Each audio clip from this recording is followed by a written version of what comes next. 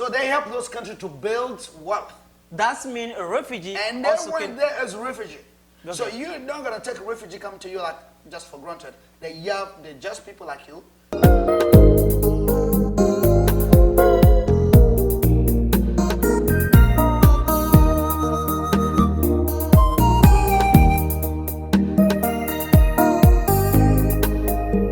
They may be smarter than you.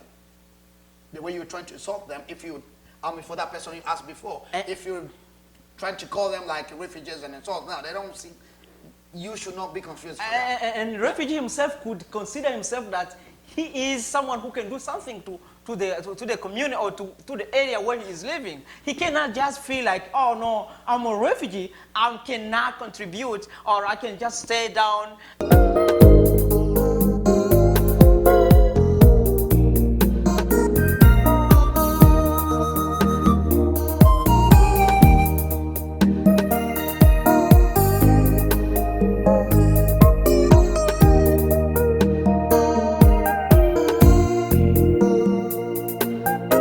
Something, asking something, yeah. You know, those are the tasks that refugee also can think in his head that, yes, I'm a refugee, but I can do something. I can contribute to this government. I can contribute to the community. There shouldn't be a but there. Because when you come to a country, you're still a person. Yes. And you need to live the way other people are living in the place you're going. Okay. There's a saying that French people say, when you are in Roman, you're going to have to live like Roman.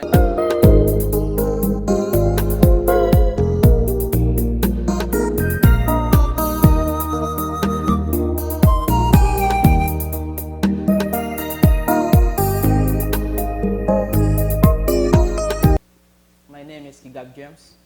Welcome. Thank you very much, brothers and sisters. It's been a while, and we are back into the game. To the game, yes. This is Rising Light. This is Isaac B. Our Babalao. As I said, it's been a while without talking. It's been a while without doing anything, because you know the reason. Because of this COVID-19, which is embarrassing everybody around the globe. That's the reason why it's been a while we are quiet. But today, we have a good news. We'll be talking about a huge topic, and the name of the topic is refugee, the word refugee. And in that refugee, we'll be covering some points inside. Why the word refugee? Where it come from? So I can ask myself, as somebody else is asking himself, what is the word refugee? And why is refugee? Can you explain? Actually, yeah, we can elaborate a little bit more about that. And again, you just heard we're talking about refugee, and this is a very broader topic, which we cannot like finish everything or tell you everything about refugee today. But as like we said, you just said, what is refugee? Who is refugee? That's pretty much is to go into deep on that word. There's a definition for a refugee. Yes. And before you understand this, we need to remove some confusion about what refugee. Refugee didn't start. I'm a refugee. Yes. Personally, I'm a Congolese refugee. I fled my country. I went to and asked for asylum in a different country. So before I became a refugee, I was an asylum seeker before. Yes. And then when I get accepted as a refugee to that country, I become a refugee there. And then I came to the U.S. through resettlement, which is another program which takes refugees from refugee camp to a third country. Yeah. So that's why we're here in the U.S. And the word itself as the refugee dates back in 17th centuries. Okay. Yeah, because the refugee started a very long time ago. Okay. Most people argue that the word refugee comes from a French language, because it started with the King Louis XIV. King Louis XIV. Yeah, there was like a protest, the Protestant who protested against the government, and they started running away in Europe, going to England and other places. It's where that word refugee started. That's the 17th centuries. So there was like religious people, they were persecuted because of being part of a type of a religion. Yes. So because of that persecution like because of their participation into some belief on the religion, they were persecuted for that. So they have to run for their life. And so when those people cross borders, they go into a different country. With that reason, it's where the word refugee started. or Yeah. the name being called as refugee. Started. Yeah. So today, it involves a broader sense more than just religious issues. There's also a lot of things about freedom. You may be a freedom of speech, maybe freedom of worship. You can be persecuted because of your tribe, ethnic conflict, because of that. Because if people don't like you because of ethnicity, that's a reason for you to become a refugee somewhere else. People don't like you, you can run because maybe you lack protection. Lack for protection, so, okay. The basic principle of life, the basic, right of life, if it threatens, you may leave, go to asylum, or to asylum country, ask for asylum and become a refugee if you get accepted in that country. Oh, okay. Brother and sister, you already hear what he's talking about, the word refugee, where it came from. It's been a while. The start of the word refugee happened many, many years ago. So as today, this is just a beginning. As I said, we will be covering different points.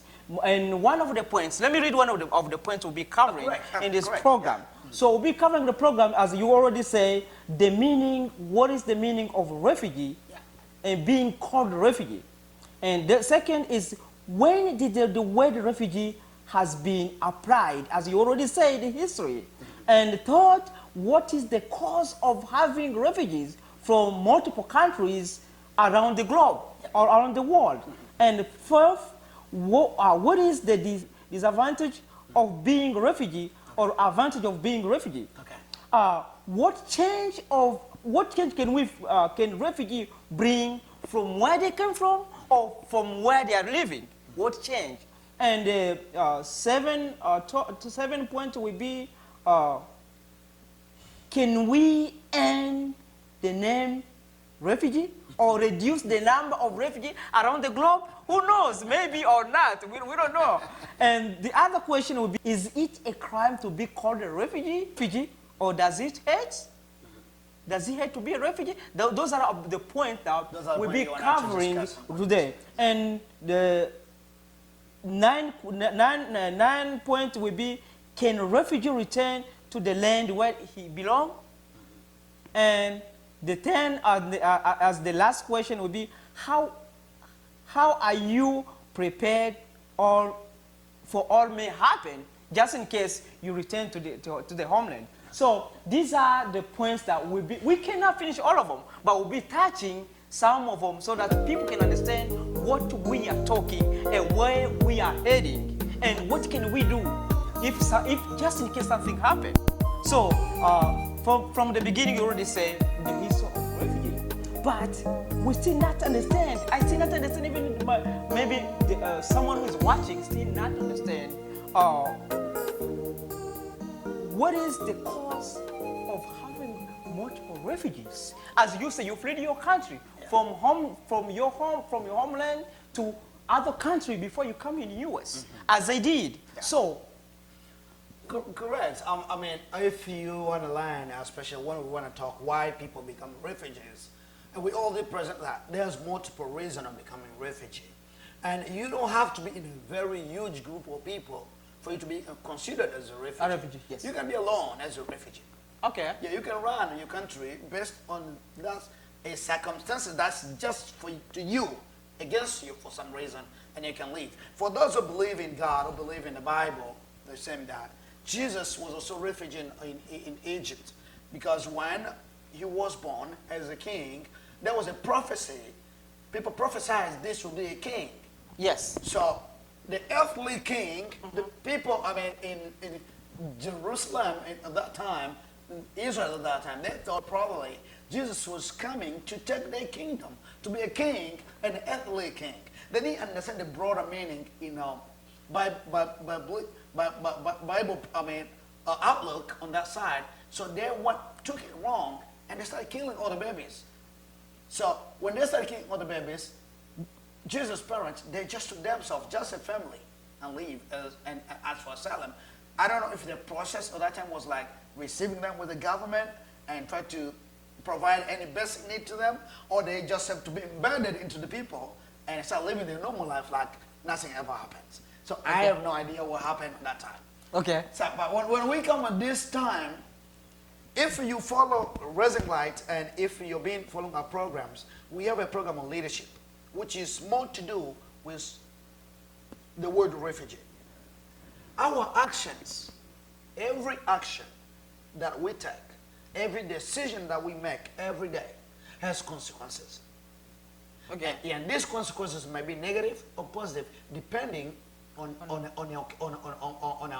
nature of the consequences. Okay. A decision that you take as a ruler, as a president, as a leader, may affect millions of people, generation and generations. Okay. Yeah. So that's why, when we talk about leadership, we want to emphasize leader to be accountable and to be more careful when they take the decisions, knowing these decisions are going to affect a lot of people. I say I'm a refugee myself. Okay. I fled my country. That was, maybe 20 years ago, maybe 15 to 10 years ago. Yeah. Since the war started since 1996, and that was because problem in leadership in my country. Okay. And the country became unable to protect their people. Okay. So, what come into the country, people start fleeing everywhere. So, that's one circumstances. If we go to Asia, multiple countries in Asia, people, they're just being persecuted because maybe they are Christian, they're trying to live in a Muslim-dominated country where the rules and the law of the country, they're more leaning on protecting Muslim other than the way they protect Christian as a religions. The same thing may apply to a country where Christian belief dominates the rules, The and rules law, of the- and then the person who is Muslim, they seem like they are persecuted just for being Muslim. Muslims. They want to try to leave the country. So there's a lot, and again, there's a difference between a refugee and a person who is just living because they're hungry. They just migrate from their country and To look the for other better country. life. Yeah. Okay. That's different. That's different. Yeah. Migration exists. It's been there for too long. People, they can leave their country to go to different places. They are not refugee. They're just migrants. The migration is coming from one country to country.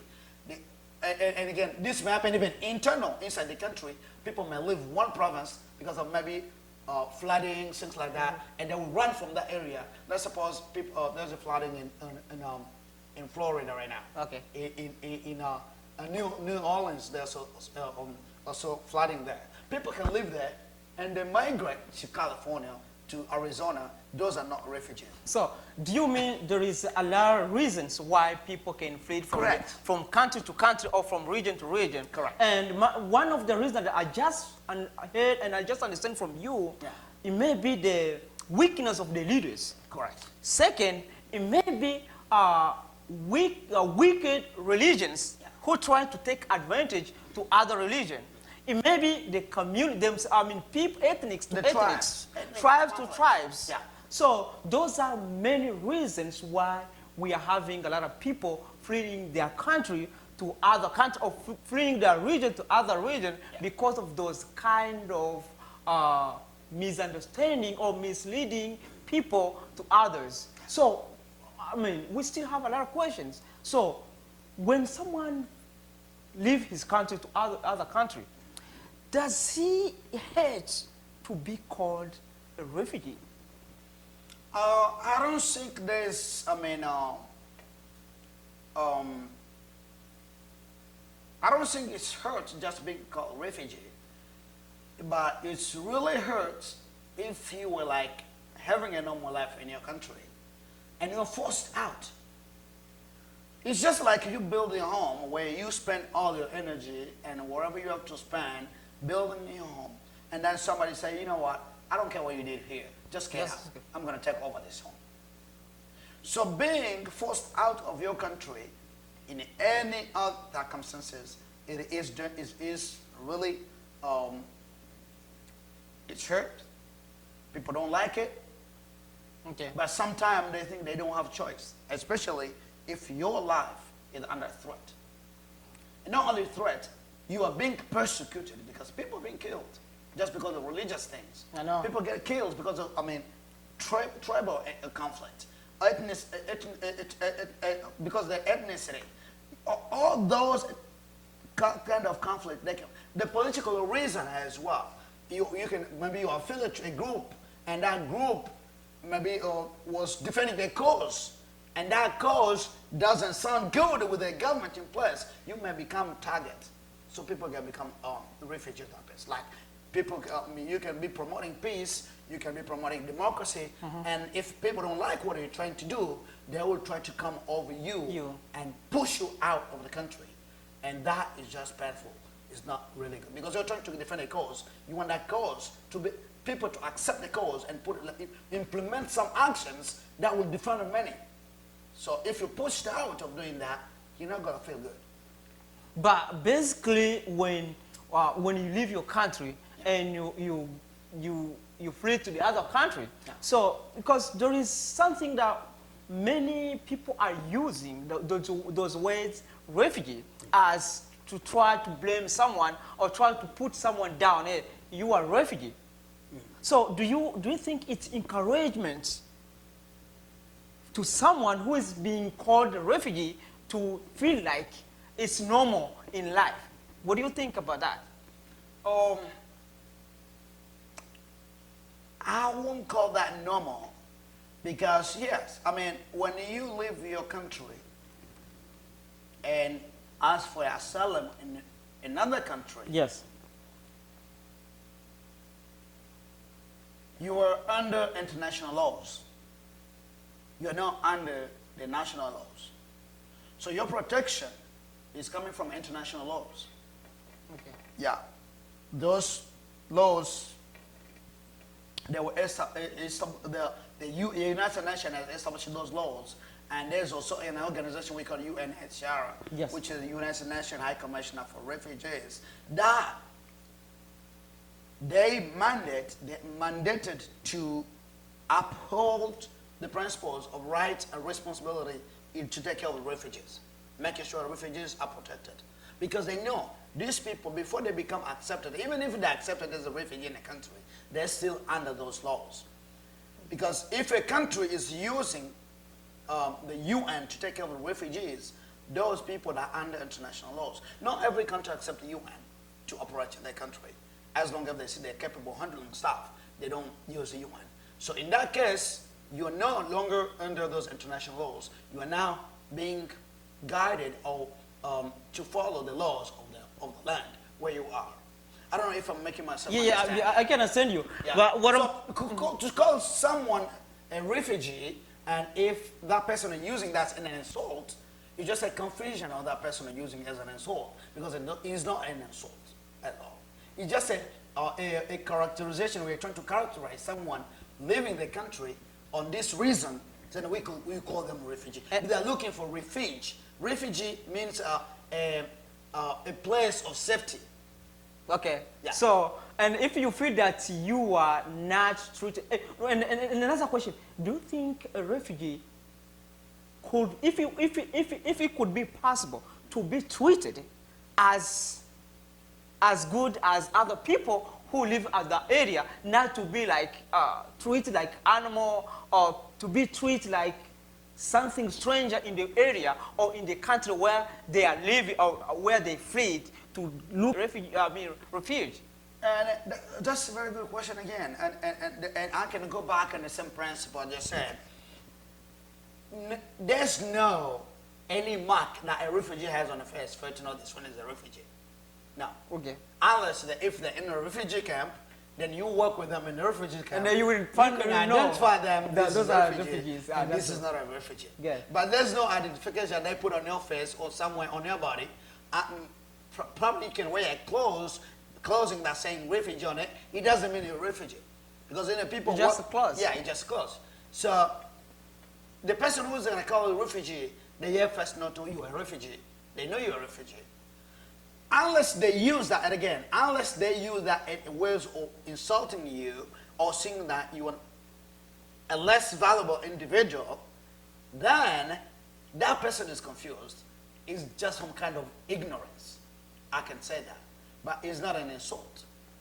But refugees themselves, the way they feel, live in their country, they feel diminished a little bit because, you know, when you leave your country, you go to a third country, you're going to have to obey different laws. You have to live the entire life you had before and start all over. It's not easy to do that.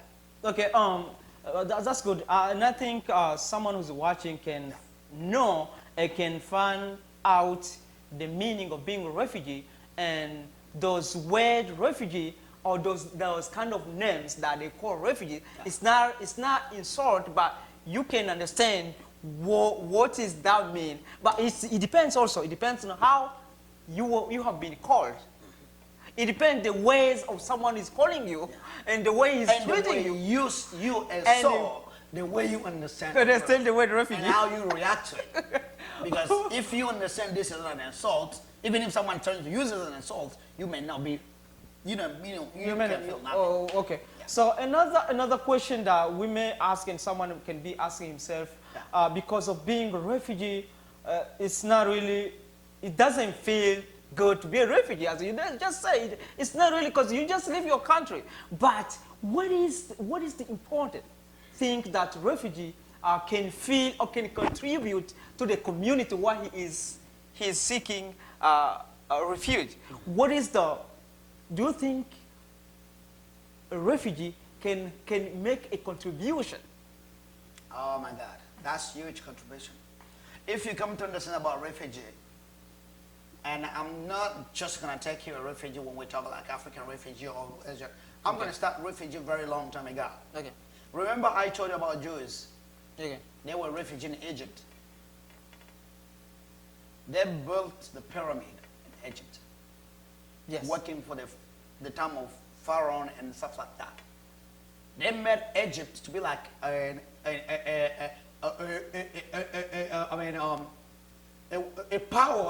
world power on that time. Because Egypt was like one of the powerful countries just because of that the workforce of the Jews who lived there for a long time ago. Mm-hmm. So, and even after that, Israel people, wherever they went, now they're in European countries, they're in France, they're in Europe, in almost every country, they're in Germany, they're here, they're in every country around the globe, they're in South Africa and everywhere. And whatever they are, I'm telling you, is an economic power because they're good in business. Okay. So they help those countries to build wealth. That's mean a refugee. And they went there as a refugee. Okay. So you're not going to take a refugee come to you like just for granted. They're just people like you. They may be smarter than you. The way you're trying to insult them, if you, for that person you asked before, if you're trying to call them like refugees and insult, no, they don't see. You should not be confused. And refugee himself could consider himself that he is someone who can do something to the community or to the area where he is living. He cannot just feel like, oh no, I'm a refugee, I cannot contribute, or I can just stay down begging something, asking something. Yeah. You know, those are the tasks that refugee also can think in his head that, yes, I'm a refugee, but I can do something. I can contribute to this government. I can contribute to the community. There shouldn't be a but there. Because when you come to a country, you're still a person. Yes. And you need to live the way other people are living in the place you're going. Okay. There's a saying that French people say, when you're in Roman, you're going to have to live like Roman. Roman. That's true. What does that mean? When you come to a country where people work, you're going to have to find work and do the work. Get involved. You're going to learn even their language to learn communicate. The language. Yes. Because you need to be active and do the work. So you can't just come and pause, stay quiet, because you think you lost everything in your country. Maybe you should be given everything back by who? Because we said our decisions, the decision our leaders take, make no mistake, they have a lot of consequences, and those consequences can go to generation and generation. Since 1996, Congolese are suffering everywhere around the globe because of the decisions that the leaders have taken. They took long time ago. They are taking those decisions now, and they keep taking it over and over again. So when you come to a country like this, maybe in the U.S., you're gonna have to work. Even if you have a dream of going back to your country, you need to work. You need to learn. Why did I leave my country to come to this country? And it's because this place is safer than my country. Would you learn and one day maybe go back in your country and make that place safer for other people, maybe have the chance in the future? Okay. That's what I'm trying to, that's what I was heading. So don't just come and stay quiet and think like, now I should be given everything for free. That doesn't happen. Because that's what I was trying to, that's where I was heading to ask, because when you are called as a refugee and you came from your country to flee to the other country, and we just said that a refugee is not just a name refugee, but you are someone. Yeah. You are someone who can contribute to the country, to where you are living. It doesn't mean even if you are, we have a refugee around the globe from different countries, different places. We have 19, almost 20 million refugees now on the globe. So if we are living the kind of life and we know who we are, the question is, can a refugee be beneficial from where he came from?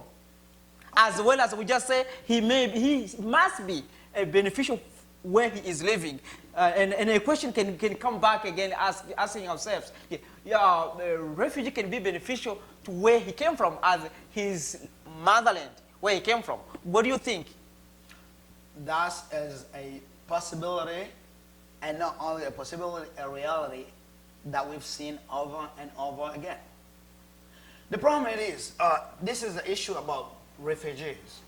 When, and like we said, consequences that come from as a result of actions, our actions, either good or bad, is a good time for us to learn. I call that a learning curve. Okay, we need to learn from that. I'm going to give you one example of the Jews. I like the Jews, and I want to give them an example because they have done things, and they're being recorded, especially as myself as a Christian. I have a lot of examples from them. There's a time of this king, King Saul. Yes. He didn't respect God. So he started taking decisions that God didn't like. And that Israel, they're the chosen people by God. They've been given a lot of opportunity by God himself. And when he started behaving in a manner that didn't please God, God saw them and he decided, God told them, you know what, I'm going to send you out of your country. You're going to be a refugee for some time. To learn something. You have to go and learn. That's true. People are going to have to stake you very well. People are going to have to punish you very well, for you know that you need to take care of your country. Your country. Yes. Correct. I got you. So Israel have to flee. They have to be around the world, everywhere. You know, that state of Israel was built in 1948. Okay. That is almost at the end of Second World War. 1940 to 1939 to 1945. Okay. That's Second World War. Which is after the Second World War, there was no Israel there. It's where they came back. They came back. But look at how they built that state. It is a powerful state with genius people. They work very hard, and they're working very around the globe, but they know now they have a home. Okay. So what I'm telling you that consequences of that, the result of our actions may bring consequences for us being refugees at a time for us to learn. Because when you go to a country, yes, and you now live under an international protection, you're being guided by international laws, You go and learn different laws. And when you do something wrong, they punish you because you have to learn. You have to take that back to your country. If your country was lawless, then work hard to implement laws in your country. Yeah, yes. What I understand, being a refugee, sometimes we may say it's an accident, it happens, but it's another education. You gotta learn when you come from your country, you flee your country to go to the other country, that means you need to learn how to take care of your country. So that next time, that's not happen again. So being a refugee, somehow we may say, maybe good, but next time it's not good. But that's the way of learning how to take care of your country, how to take care of your village, how to take care of your church, how to take care of everything around you so that maybe next generation can live in peace. Not just going in